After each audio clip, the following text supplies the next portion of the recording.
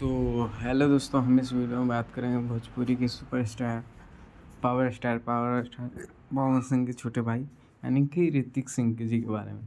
तो दोस्तों, ऋतिक सिंह का एक गाना आने जा रहा है जो कि बहुत बेहतरीन एजे फिल्म से, जो कि गाना यह यानी कि कल 17 तारीख के सुबह 5:45 पर गाना रिलीज किया जाएगा। और यह गाना एजे फिल्म से गाना आने जा रहा है, जो कि इस गाना के लिखे हैं शैलेश राज यादव जी, जो कि बहुत ही बेहतरीन गाना लिखे हैं। और इसमें म्यूजिक दिए हैं आर्या शर्मा जी और डिजिटल है कमलेश कुमार यादव जी। दोस्तों, यह गाना पवन सिंह के फैन है।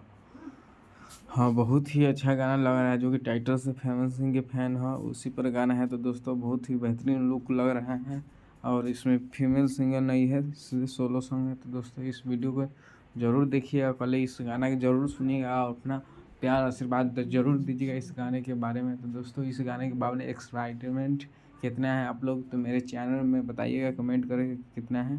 तो दोस्तों, आप लोग अब किसी का भी फैन हो तो मेरे चैनल को सब्सक्राइब कर ले और वीडियो को लाइक करना ना भूले, ताकि भोजपुरी के हर अपडेट आप तक पहुंच सके।